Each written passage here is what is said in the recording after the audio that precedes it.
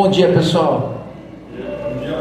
Como o Renato disse, agora há pouco a gente estava conversando, é muito interessante, né, como o cristianismo, a gente se denomina cristão, mas aspectos básicos do cristianismo nós temos dúvida.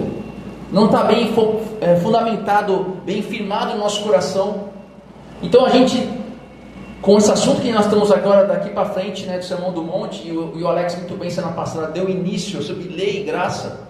Jesus aqui ele vai pegar 6 aspectos e ele vai tratar esses 6 aspectos, as 6 antíteses da religião, para dar o verdadeiro sentido da religião. E aqui nessas 6 que a gente vai conversar, e hoje a primeira, muito daquilo que nós vemos hoje na sociedade, que nós reproduzimos, por vezes não é aquilo que Jesus quer que nós reproduzamos, não é aquilo que o Evangelho diz ser Evangelho.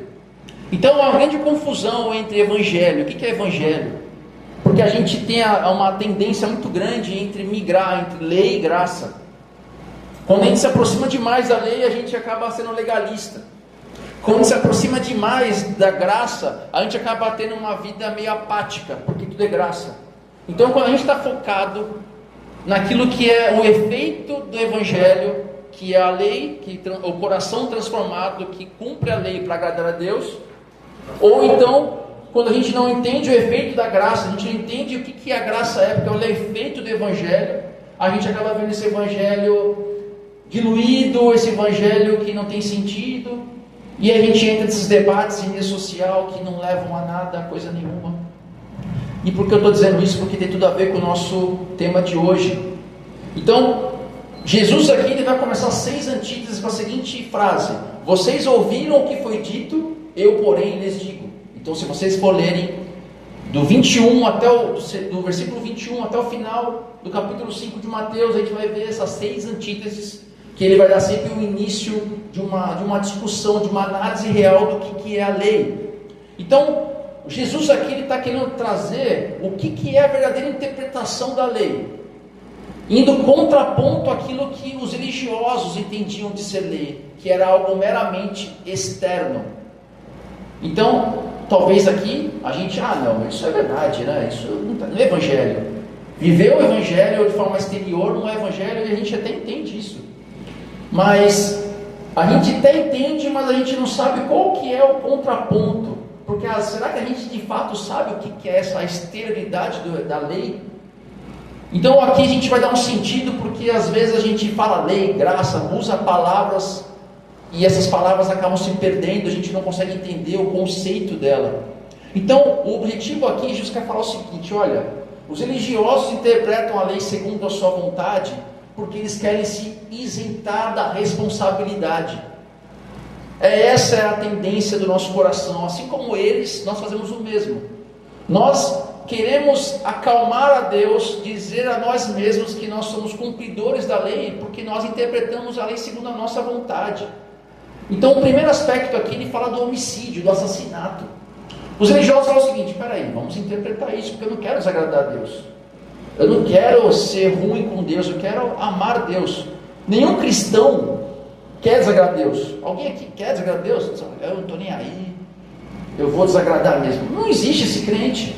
Todo crente, por mais novo na fé, se você perguntar para qualquer um deles: você quer desagradar a Deus? Ele vai falar que não, nenhum crente quer desagradar a Deus. Só que nós queremos nos isentar de responsabilidades que o Evangelho nos impõe, não como uma norma, mas sim como uma transformação de vida, e nós baseamos o nosso Evangelho com aquilo que achamos que é Evangelho, aquilo que é exterior, aquilo que é periférico, aquilo que é na superfície. Então os religiosos como nós, que eles falam: olha, a lei fala que é matar alguém, se eu não matei ninguém, desse eu estou livre. Então eles analisam o seguinte: olha, é algo exterior, eu chegar lá, matei alguém, assassinei alguém. Se você não faz isso, ok. Aí a gente analisa, então essa lei lá do Decálogo, de Êxodo 20, que faz parte de matar alguém, a gente também olha lá e fala assim: eu também não matei ninguém, então eu estou muito bem, eu sou legal, eu sou muito crente, eu não matei ninguém, eu não roubei ninguém. A gente ouve muito isso, né? Não fiz mal para ninguém, não matei ninguém, não roubei ninguém, então eu estou bem, né? Eu estou limpo, eu estou legal. Então, assim como eles, nós acalentamos nossa consciência, nos isentando de responsabilidades, que Jesus nos coloca a partir de agora, que é o seguinte: olha, não é as suas ações que eu estou preocupado, eu estou preocupado com as suas intenções. O Evangelho, ele mexe nas afeições, e as afeições têm que ser transformadas pelo Evangelho, para que a minha versão exterior reflita o que está no meu coração. Porque às vezes nós apenas nos acomodamos para não desagradar ninguém, e assim vivemos o Evangelho que não desagrada ninguém, mas dentro de nós temos matado pessoas, nós temos transgredindo Deus, porque nós não entendemos, não encarnamos o Evangelho de verdade. E isso é importante nós entendermos. É muito importante vermos que é isso que o Evangelho é sobre nossas vidas. E outro aspecto importante dessa isenção que nós temos, que queremos agradar a Deus segundo a nossa própria interpretação, vivemos ainda num tempo que eu sempre gosto de frisar, para a gente tentar conectar essa palavra com o século 21. Vivemos hoje os laços enfraquecidos, os laços interpessoais estão frágeis. Por que acontece isso? Por nossos laços serem frágeis, nós não temos nada que nos freia, tanto para o bem como para o mal. Então eu posso te elogiar, como logo em seguida eu posso te arrebentar, te xingar, e eu ficar bem com isso. Isso não muda. Parece que a gente, ao mesma forma, a gente elogia, a gente xinga e a gente está tudo bem, tudo normal. Hoje isso é visto como um direito de expressar. Não, você está indignado, é um direito, você não está fazendo mal nenhum. Isso é uma expressão. Então a gente acalenta a nossa consciência daquilo que é ruim, mas fala assim: não, esse é meu jeito de expressão, esse é meu jeito de ser. E esse sermão de hoje muito me toca, porque é muito normal quem está pregando falar de bênçãos, né? Falar de superioridade espiritual, né? A gente viu muito isso. Quem está na frente gosta de contar histórias da própria vida para mostrar o quão ele é crente. Só que esse sermão aqui me pega na curva, porque eu tenho uma dificuldade muito grande com esse tema, que é a ira. Esse tema aqui não fala de matar alguém. Eu não estou disposto a matar ninguém, acredito que não. Mas será que eu não estou disposto a me irar com alguém?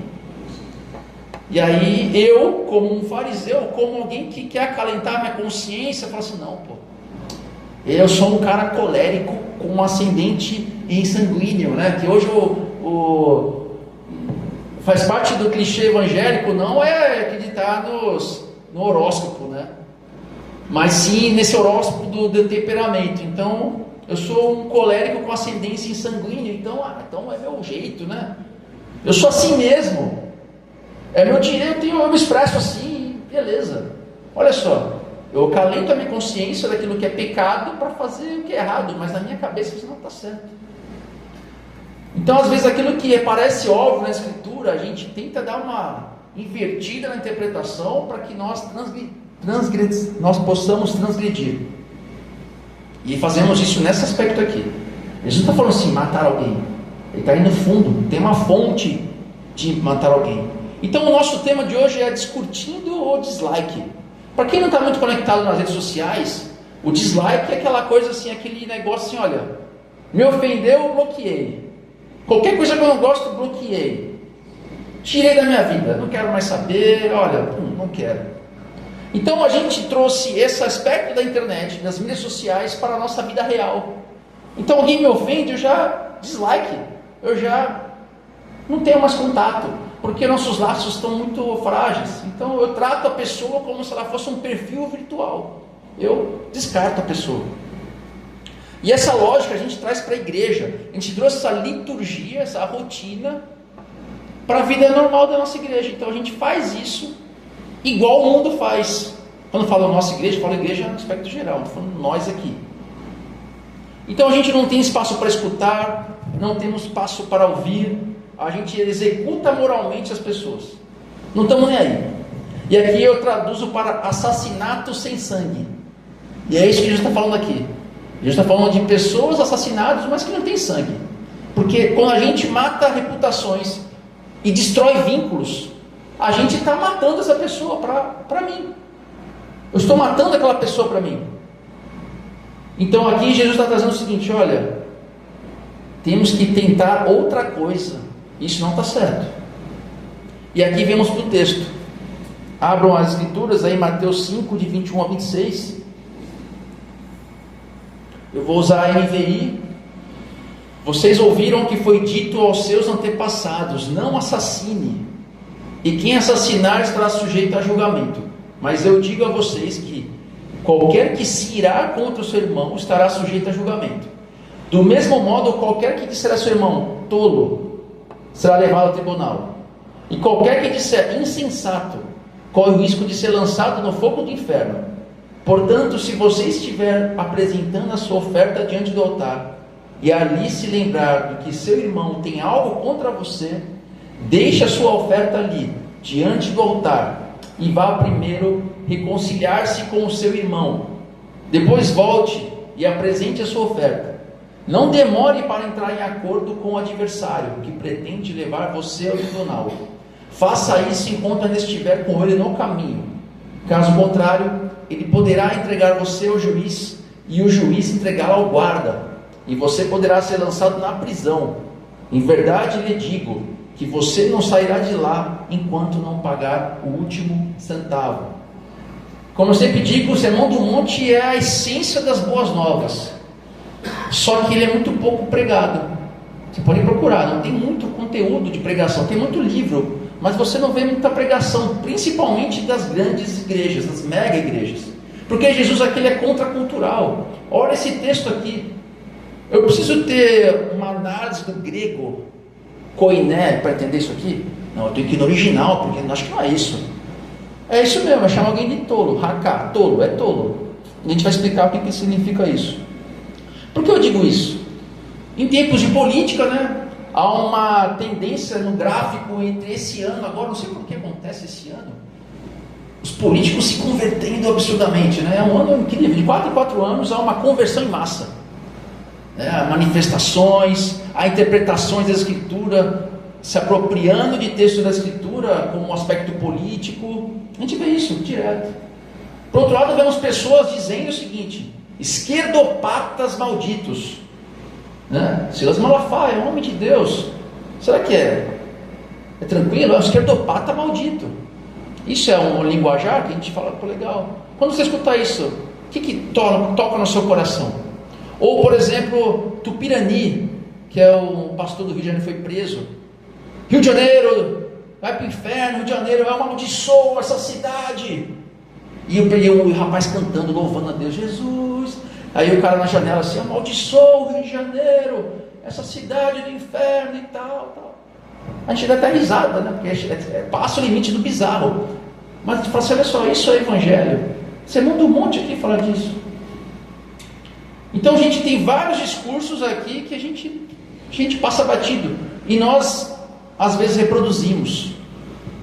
E aqui a gente vai então cortar pedaço a pedaço aqui desse texto, que tem muita coisa interessante aqui para colocarmos em prática. E a primeira parte é: vocês ouviram que foi dito aos seus antepassados: não assassine, quem assassinar estará sujeito a julgamento. Jesus aqui ele quer ir na raiz do homicídio. Qual que é a raiz de matar? Então aqui Jesus quer tratar dessa interpretação rasa dos religiosos, que tem o único motivo de agradar o próprio coração. Porque o que acontece? Quando o seu coração é agradado no aspecto de matar alguém, você pode ficar irado com a pessoa, você pode odiar o próximo sem que tenha nenhuma consequência, e você continuar com a sua aparência de santo. Então você pode odiar à vontade, porque você continua sendo santo. Mas eu não matei ninguém, eu não fiz mal para ele. Será que é isso que Jesus quer? Só um ato externo? Ou você já matou aquela pessoa dentro de si? Então Jesus ele radicaliza a interpretação da lei, para que a lei seja não externa, ela vai para dentro. Ela não vai de fora, ela vai para dentro. Então Jesus ele faz o seguinte aspecto: ele não vai julgar somente a ação, ele vai julgar aquilo que está no coração. Porque nós, como os cristãos, temos que entender o seguinte aspecto: a ira ela não conduz ao homicídio. Para Deus ela já é um homicídio. Eu irar com alguém, não estou falando aqui de culpa, não estou falando aqui de quem começou, quem terminou, o ódio, a ira, o xingar, não importa. eu já estou começando a executar o homicídio. Estou no ato de homicídio. Estou numa tentativa de homicídio. Caramba, mas é grave. Por isso que não pregam, porque é grave. E aqui Jesus ele vai mais além aqui. Ele vai dar anatomia, ele vai explicar o que é matar. E aí ele prossegue. Mas eu digo a vocês que qualquer que se irá contra o seu irmão, do mesmo modo qualquer que disser a seu irmão tolo, e qualquer que disser insensato. Então Jesus aqui coloca 3 estágios, 3 níveis de homicídio que nós costumamos a normalizar. Eu já falei vários aqui. Você já parou para pensar nesse texto? Olha só, o texto tem muita coisa, a gente não consegue prestar atenção. O texto ele é óbvio, mas mesmo óbvio a gente tem que explicar. E quando a gente vai estudar e fala assim, caramba, quantas vezes eu já li isso aqui? E ele não entra dentro do coração. É o que a gente conversou lá fora agora há pouco, eu, Renato, Alex. Quando o evangelho não está dentro de si, a cruz não é entendida, a gente está mais focado no efeito dele e não na consequência que o evangelho quer transformar o ser da gente. A gente está preocupado só aquilo que aparenta ser crente. E aqui esses 3 estágios quais são? Primeiro, o sentimento que mata qualquer que se irá contra o seu irmão.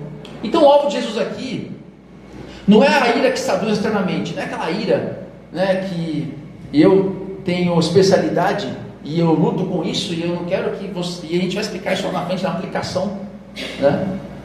Não quero antecipar a aplicação prática, mas não é aquele cara que não segura nada, que tem um pavio curto, não é esse. Ele fala aquele cara que guarda. Ele não é o cara que se ira para fora, mas é o ira para dentro. É o cara que se ressente. É aquele cara que a ira fermenta o cara. Assim, o cara parece uma panela de pressão. Ele está falando desse cara aí. Ele está irado, ele está em ódio. Só que ele não externa, ele não quer aparentar. Por N motivos. Então, essa ira, essa ferida que está aí fermentando dentro de si, ela só espera a hora de explodir. A hora de destilar ela. E ela te consome. Então, quando você nutre essa ira interna, também é um homicídio. Você também está matando o seu irmão. E está se matando também. O quanto os sentimentos ruins também prejudicam. Qualquer psicólogo vai falar, qualquer médico. Se você nutre sentimentos ruins dentro de si, não resolvidos, isso também faz um mal para você. Vai gerar consequências psicológicas de saúde. Quantas e quantos hormônios vão mudando a gente quando a gente está nesse sentimento. Então Jesus fala o seguinte, olha cara, você não precisa externar nada, você pode até tatuar a cara, bom dia, mas por dentro fala, nossa, o Cláudio, meu Deus, não aguento mais, não suporto ele, por N motivos, só que aquilo, você só de ouvir o nome dele, só de você pensar nele, só você de ver na mídia social, você já vê aquele mal-estar, aquela ferida, aquela úlcera já começa a aumentar assim, já começa a ter que tomar um antiácido. Jesus está falando desse cara. E quando a gente normaliza isso? Nossa, a gente normalizou, é um pecado aceitável. A gente pode falar isso todo dia com nossos amigos e ninguém vai falar, pô, mas isso está errado. Agora, vai falar de qualquer coisa voltada à área sexual, meu Deus do céu. Ou de tocar uma música que tem algum som que parece a música afro. Não, isso aí é música do candomblé, não pode trazer para a igreja. Então isso é muito fácil de falar. Agora, isso que eu estou falando, de irar, também é um pecado, mas é normalizado. E qual que é o segundo aqui? A gente falou o sentimento é o primeiro, o segundo é insulto que mata. Chamar o outro de tolo. O que é tolo? Aqui o tolo tem sentido de desprezar a pessoa, de reduzir a dignidade dela. É você colocar-se acima da pessoa. Fala assim, o Alex, ixi, o Alex é isso, aquilo. É sempre se colocar, se fosse eu, o Alex é assim, mas se fosse eu, isso, aquilo, outro. É você se colocar num sentimento de superioridade. É me sentir superior. O Rodrigo é assim, nossa, ele fica tocando aqui, mas se fosse eu, nossa, muito melhor. Isso é um insulto. Eu estou chamando de tolo, estou chamando ele de incapaz. Então nós não ligamos para isso como algo ruim, porque a nossa cultura fala que isso é bom. É bom você fazer isso. Porque nós vemos nessa questão de performance, que fala o seguinte, o Rodrigo é muito ruim, então, melhor eu vou fazer. Muito ruim, péssimo, esse cara aí, passou, chega. Isso é um insulto, estou insultando, eu estou agindo com amor. Eu estou usando um outro filtro para que eu exclua ele. Então eu estou insultando. E esse insulto não é só ostensivo, não. Essa é uma forma de insulto também. E isso para Jesus é grave. Só que, mais uma vez, conectando isso à nossa realidade, se a gente olhar algumas décadas atrás, isso não era comum. Nós não agíamos assim com as pessoas. Porque tinha duas questões importantes aqui. A nossa esfera, o nosso ciclo de amigos no passado, para quem é mais velho, talvez aqui nosso ancião aqui consiga entender isso, e eu não estou chamando você de tolo, isso é com sabedoria.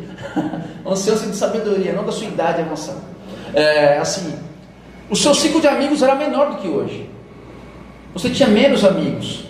E por ter menos amigos, você tinha uma profundidade maior de relacionamento com eles. Então você conseguia ter freios morais para que não magoasse aquela pessoa. Quer seja amigo, quer seja familiar. Então você tinha freios. Porque você tinha muito a perder. Eles eram seus amigos. Só que hoje, com o advento da internet, a gente perdeu o que é amigo. Amigo pode ser o Alex e o Renato, que eu vejo sempre, como um cara que... uma pessoa que me adicionou lá e eu trato todas as pessoas iguais. Então, como eu estou tão acostumado com essa mídia, a qual eu dou dislike, eu curto, descurto, eu comento, vou comentar mesmo, né? Estava até conversando com o Alex agora há pouco, não, nem comentei porque eu não vou aguentar. É verdade, eu faço isso todo dia. Bom, nem vou comentar, porque se eu comentar aqui, eu vou esculambar. E a gente está nesse normal. Então a gente trata esse relacionamento. Hoje, os relacionamentos agora são amplos, né? Eu tenho 1.000, 10.000 amigos. E a gente não sabe mais tratar os amigos de verdade como amigos. A gente trata esses amigos como os amigos de internet. Então eu começo a tratar o Alex, o Rodrigo, o Renato, todos os meus amigos da empresa, do trabalho, da família, como um perfil de online, que eu descarto como qualquer pessoa. Então isso é um efeito do nosso tempo que a gente tem que olhar também. Então nossos freios morais, naturais mesmo, de esforço pessoal, de evitar o mal, a gente já não tem. Então se não for o Espírito Santo de Deus renovar em mim, internamente, o Evangelho de Cristo, e eu me frear pelo Espírito Santo, ninguém aguenta. Aí que eu vou ter o sanguíneo com ascendência em colérico ou vice-versa. Hoje não tem consequência para o insulto. Eu insulto, bora pro próximo. Esse cara já era, vamos pro próximo. Então hoje o dislike que eu falei, descurtindo o dislike é barato, o dislike é fácil. Eu não preciso mais me importar com as pessoas. Então quando eu chamo alguém de tolo, eu simplesmente falo o seguinte: olha, esse cara é ninguém, esse cara é nada, não merece o meu crédito, não merece a minha proximidade, não merece o que eu estou dizendo. Então o ataque é a regra e o amor não existe. Então não tem mais filtro, não tem mais filtro. E esse padrão trouxemos para a vida real. E esse padrão te traz para a igreja, esse padrão te traz para a nossa família. A gente discute seres humanos como se fossem perfis. E a gente entra no terceiro aspecto aqui, terceira forma de matar, a condenação moral que mata. Aqui ele usa o termo insensato, ou algumas traduções falam de louco. E aqui esse louco é o tolo moral, é o dislike total. Esse cara não merece minha dignidade com essa pessoa, não merece nada, esse cara não merece misericórdia, ele não merece meu perdão, é um insensato. Jesus foi até, quando a gente lê insensato, parece algo banal, né? Porque a gente banalizou as palavras, mas insensato aqui é uma coisa muito grave. A gente desumanizar as pessoas, é decretarmos que alguém não tem mais valor, e por isso ela tem que ser removida da minha conexão, ou do meu feed social, falando mais mídias sociais aqui. Mas Jesus fala que no seu reino ninguém é descartável, porque nós também não somos descartáveis. Se fosse dessa forma, e agora voltando ao que a gente falou no início, o que é entender lei e graça? Nós também éramos para ser descartáveis, mas Deus mandou o seu Filho para morrer por mim. Se eu não encarnar isso como uma verdade, eu não sei o que é Evangelho. Então, rotular alguém como irremediável, como alguém que não pode fazer parte do meu ciclo, eu estou matando essa pessoa. Então nós, diante dessa rotina de impaciência, de falta de empatia que a gente tem, que o mundo só aumenta isso, só fomenta isso, onde as pessoas não têm mais que ser reconciliadas, elas têm que ser superadas, vencidas ou excluídas.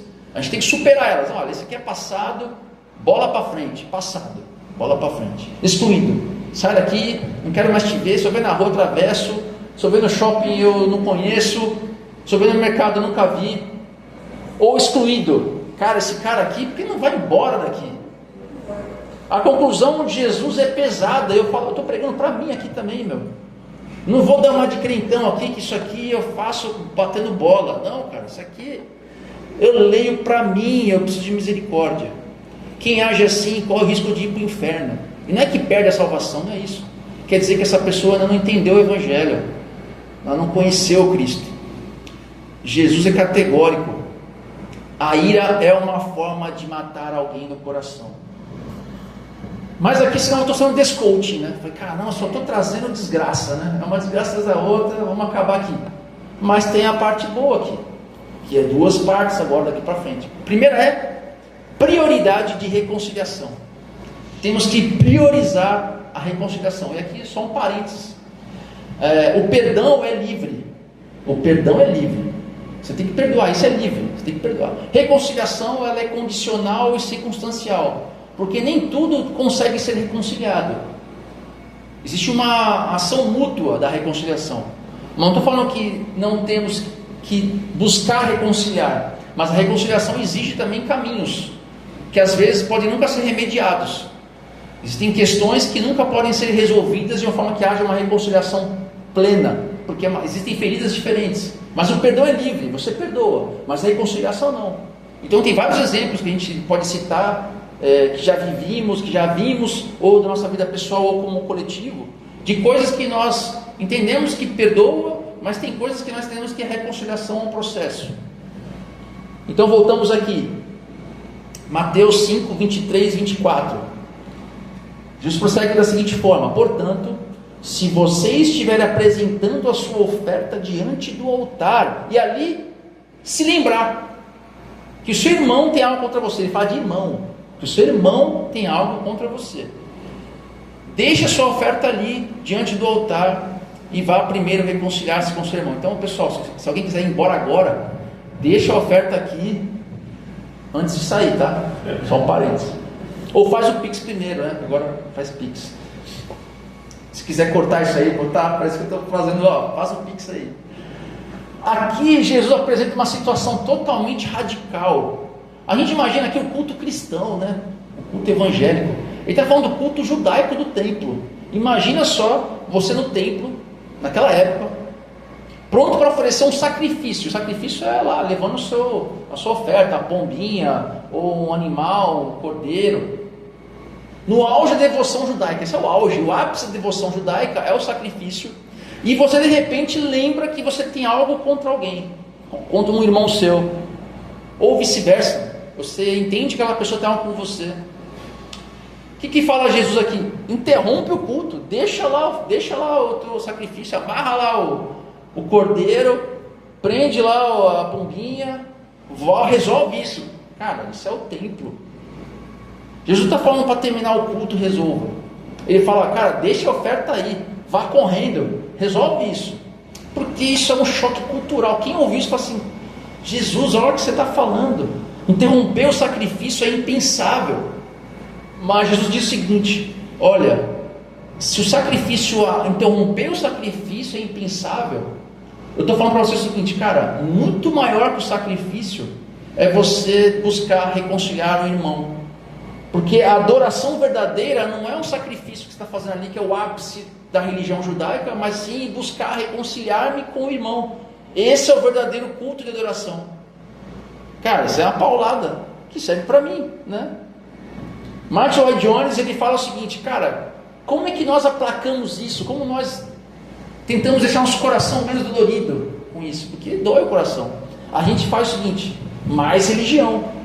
Então, eu quero continuar tendo problemas com as pessoas, mas eu não quero ter problema com Deus. Quem tem problema com Deus aqui? Alguém quer problema com Deus? Não, ninguém quer.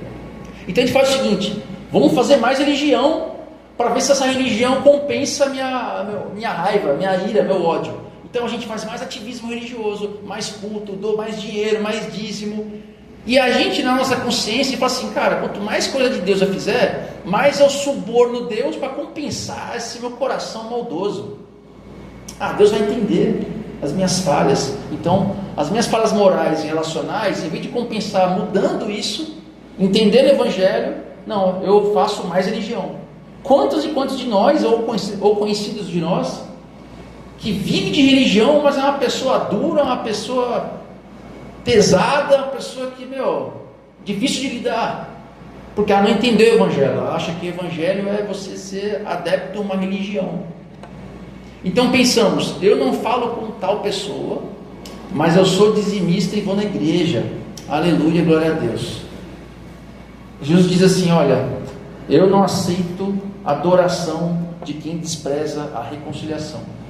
Não existe comunhão vertical sem disposição em comunhão horizontal.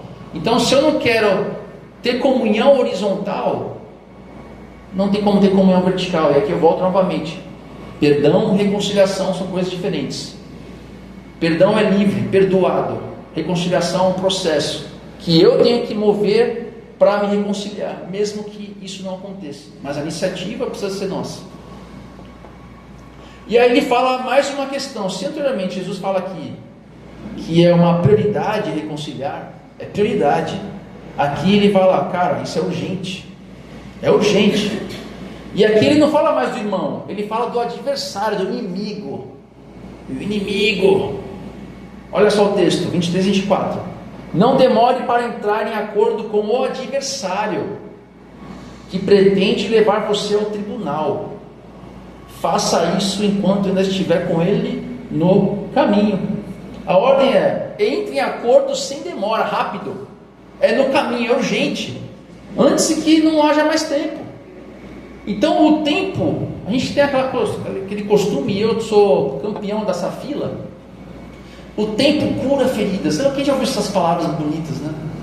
O tempo cura, deixa o tempo vai resolver isso.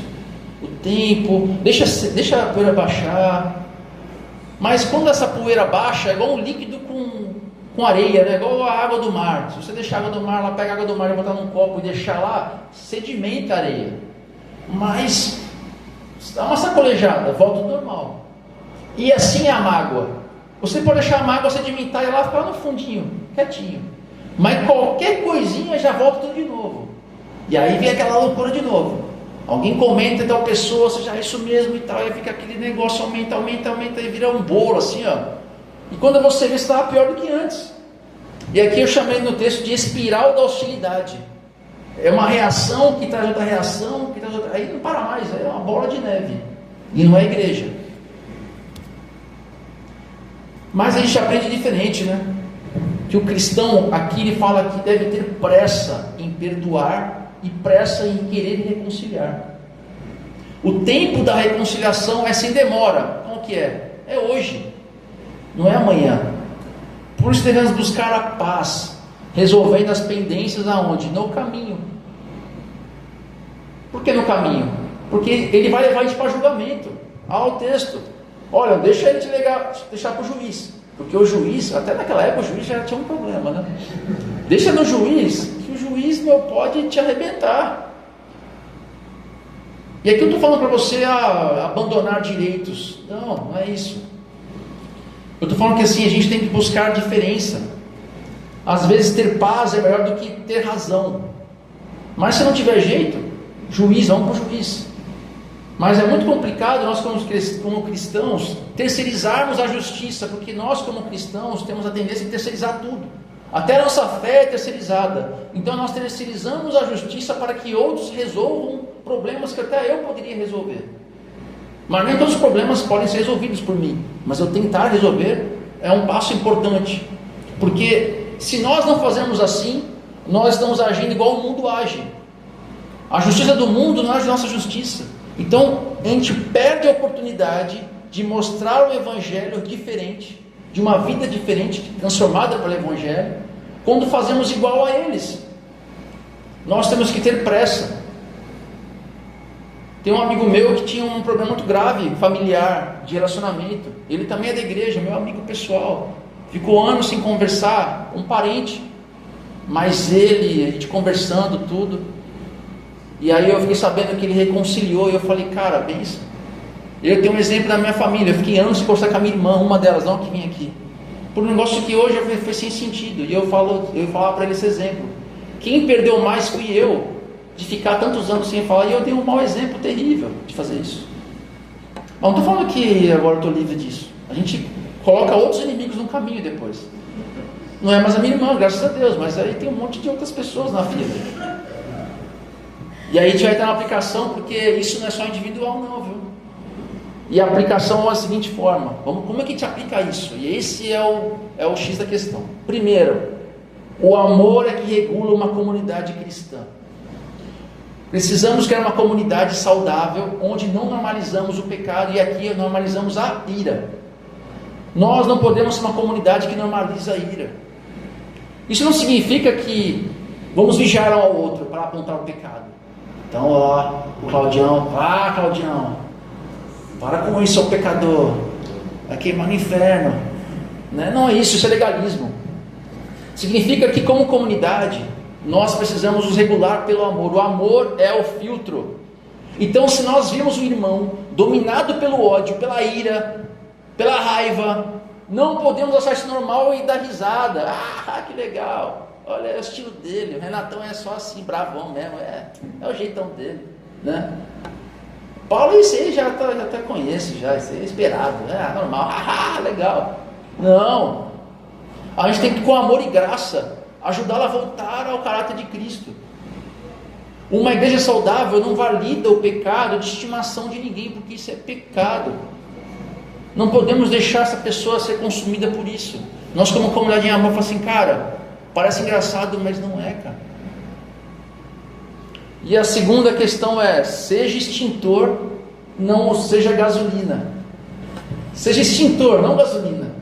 Então, quando alguém compartilha um sentimento ruim, vou chegar lá com o Renato. Pô, Renato, olha, tem a pessoa X, olha, pá, não sei o que, fala um monte. O que é a nossa tendência normal de fazer? O Renato é meu amigo. Ele vai fazer o quê?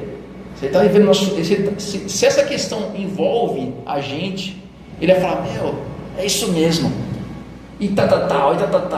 E aí vai fazer o quê? Pô, aí chama mais um, aí vai o Alex no meio. Aí o Alex escuta, é isso mesmo, Paulo. E papapá. Então, aquilo que estava já pegando fogo, agora virou, meu Deus do céu, virou uma fornalha. Porque a nossa tendência humana é sempre concordar com os amigos, é validar a raiva daquela pessoa. Eu estou validando, eu jogo gasolina no incêndio, vou pôr mais fogo nisso aí. Só que nós, como cristãos, por mais que a gente ache isso legal, isso não é algo que a gente tem que fazer, fomentar isso. Quando esse sentimento ruim é compartilhado, a gente tem que ser o extintor de incêndio, tratar essas pessoas para que esse ódio suma e não que aumente. Esse é o óbvio. É jogar a água da graça de Deus, por mais que nós também possamos até concordar com isso, mas a gente tem que tentar nos esforçar para viver o Evangelho. Existe um esforço, existe um custo para isso. Então nós temos que ser a pessoa que apaga a chama e não espalha ela mais. A gente que ouve desabafo de ira e não responde com mais ira, e sim com sabedoria para curar isso. Terceiro ponto, são 4, tome a iniciativa. O texto diz, se lembrar de que o seu irmão tem algo contra você. Se lembrar, você lembrou assim, caramba. Note bem, a iniciativa ela deve ser sua, mesmo que você ache, ou até mesmo que você não tenha culpa no cartório, ou que você tenha 1% de culpa. Eu até compartilho uma culpa, mas é tão pequena que a culpa é toda dele mesmo. A culpa é dele, eu não quero nem saber. Então nós sejamos o filtro, que o mal vem, mas a gente filtra e sai coisa boa. A gente recebe a ofensa e não compartilha ela, e não devolve ela, devolve o perdão. Essa é a corrente cristã real do Evangelho, que retribui o mal com o bem. E por último, não use a graça como desculpa. Lembra, a gente tem que ter a tendência de ser legalista ou ser apático, porque a graça faz tudo e a gente não precisa fazer nada. Não barateie o Evangelho com a seguinte frase: Deus entende meu jeito explosivo. Eu fui lá, li o livro, eu sou colérico, eu não tem boi. Eu sou assim, começou, eu vou direto, eu sou reto, achando que isso é bom. Pode ser bom para um monte de coisa, mas para um relacionamento interpessoal isso não é bom. Jesus levou a reconciliação tão a sério que ele morreu por ela. Jesus morreu para a reconciliação. Romanos 5,10. Jesus, Deus nos reconciliou quando nós ainda não éramos pecadores, éramos seus inimigos. Ele se reconciliou conosco através de Cristo. Então nós temos que ter uma disposição em buscar o irmão. E isso é uma prova que o Evangelho está encarnado em nós. A gente entendeu, porque existe uma reconciliação eterna de Deus por nós, e a gente não consegue ter uma reconciliação mínima com as pessoas. Então, isso é a justiça superior desse primeiro aspecto que Jesus traz aqui. Olha só como profundo é não matar alguém. Então, não matar alguém não é essa justiça mínima do religioso, que é matar mesmo, fisicamente não. Jesus vai na fonte. A justiça máxima é essa que a gente explicou hoje. Então, uma aplicação prática para a gente ir embora aqui, que eu já estourei 1 minuto. Talvez hoje, durante essa palavra aqui, e eu sou o primeiro da fila aqui que vai estar aqui, o Espírito Santo pode ter trazido um rosto à sua mente, né? Uma pendência, uma mágoa antiga, um ex-amigo, um familiar que você não fala, uma coisa assim. Não deixe o sol se pôr sobre a ira, não deixa para amanhã. Não espere sentir vontade. Olha, Deus coloca a vontade no meu coração. Não, você vai, a vontade vai depois. Sai daqui hoje e faça algo, mande mensagem, ligue. Não alimente mais o fogo, tente apagar isso com a reconciliação, por intermédio do Espírito Santo. Amém? Vamos orar então.